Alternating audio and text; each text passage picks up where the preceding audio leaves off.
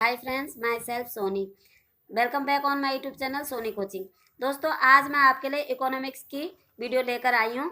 Economics के 2 chapter की full जानकारी मैं आपको देने वाली हूँ और नेक्स्ट वीडियो मेरी इसके अकॉर्डिंग क्वेश्चन आंसर की होगी। अगर आपको किसी भी प्रकार का क्वेश्चन आंसर जानना है तो आप मुझे कमेंट कर सकते हैं।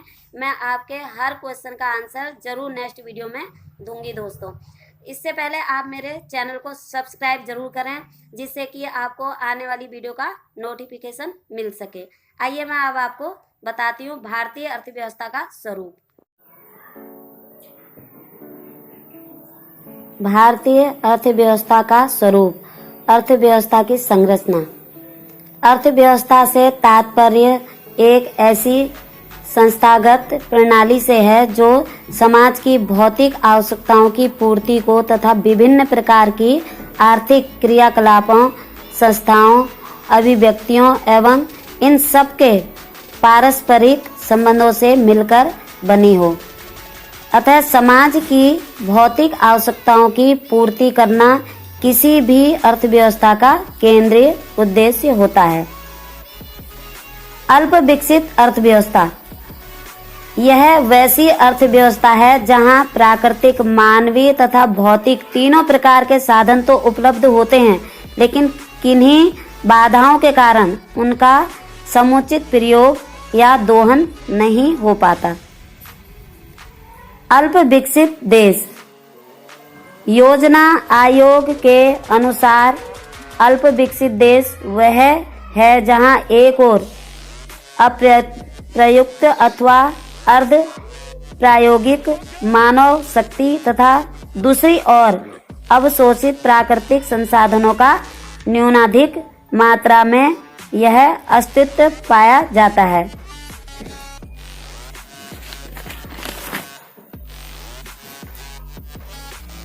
भारतीय अर्थव्यवस्था का वर्तमान स्वरूप कैसा है, इसके बारे में मैं आपको बता रही हूँ। भारतीय अर्थव्यवस्था का वर्तमान स्वरूप, विश्व की तेजी से उभरती हुई अर्थव्यवस्थाओं में भारतीय अर्थव्यवस्था नियोजित एवं नियंत्रित अर्थव्यवस्था से मुक्त अर्थव्यवस्था बनती जा रही है।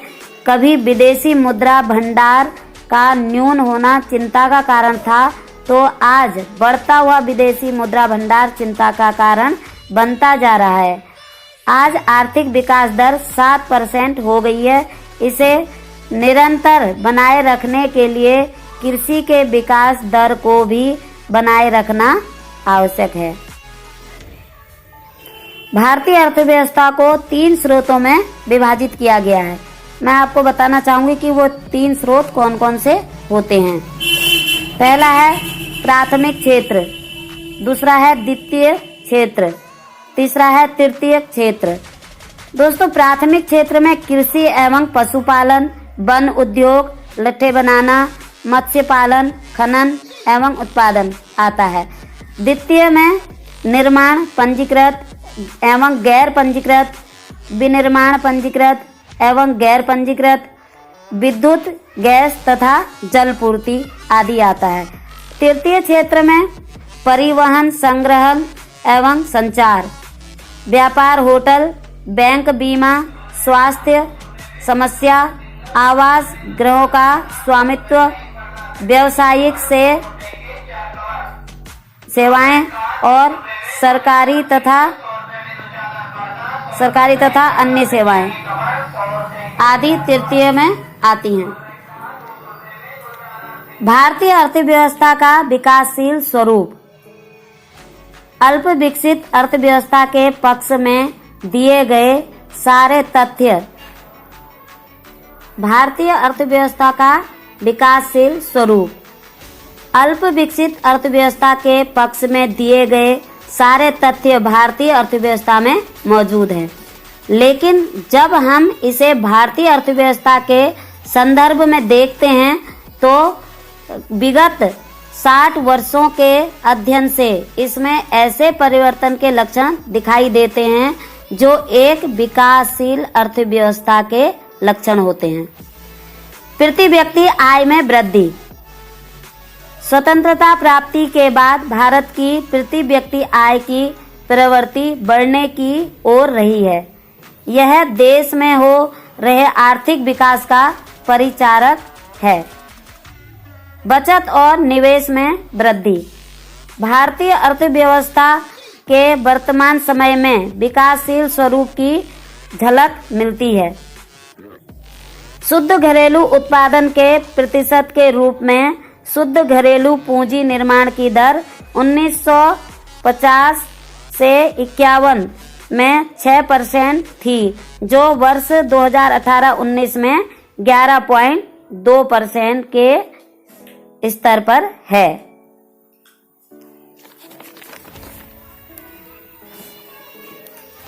वर्ष 2018 से 19 के प्रति व्यक्ति निवल राष्ट्रीय आय 1,26,406 रुपये रही है। यह विगत वर्ष की तुलना में 10% की वृद्धि दर्शाती है। आधारभूत उद्योगों का विकास। अब मैं आइए आपको बताती हूँ आधारभूत उद्योगों का विकास। आजादी के बाद से औद्योगिक विकास का स्वरूप राज्य की नीतियों द्वारा निर्धारित होने लगा, क्योंकि आयोजकों का विचार था कि बिना इसके अर्थव्यवस्था का संग्रह रूप से विकास आसान नहीं होगा। सकल घरेलू उत्पाद के क्षेत्रवार वितरण में परिवर्तन। जब अर्थव्यवस्था विकास करती है तो राष्ट्रीय आय में कृषि का योगदान धीरे धीरे कम होता जाता है और उद्योग एवं सेवा क्षेत्र का योगदान बढ़ता जाता है। भारत में इस दृष्टि से कृषि को महत्व में कमी आई है, जबकि उद्योग और सेवा क्षेत्र के योगदान में वृद्धि हुई है। यह था मेरा पहला चैप्टर इकोनॉमिक्स का, भारतीय अर्थव्यवस्था का स्वरूप। दोस्तों अब मैं आइए आपको सेकंड चैप्टर के बारे में बताना चाहूंगी। केंद्रीय सांख्यिकी संगठन। स्थापना 2 मई, मुख्यालय दिल्ली। 2 मई 1951 इसकी स्थापना है दोस्तों। मुख्यालय इसका दिल्ली। औद्योगिक सांख्यिकी शाखा कोलकाता। वर्तमान आधार वर्ष 2011 और 12। वार्षिक प्रकाशन राष्ट्रीय लेखा सांख्यिकी या श्वेत पत्र। पहला विश्व सांख्यिकी 20 अक्टूबर 2010। भारत में सांख्यिकी दिवस 29 जून।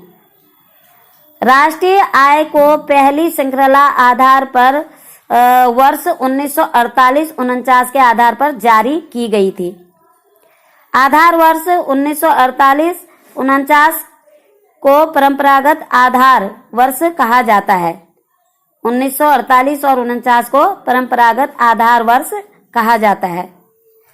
केंद्रीय सांख्यिकी संगठन की नवीनतम श्रृंखला 30 जनवरी 2014 को केंद्रीय सांख्यिकी कार्यालय ने सकल घरेलू उत्पाद की नई श्रृंखला वर्ष 2004 से 2005 के स्थान पर वर्ष 2011 से 12 कर दिया।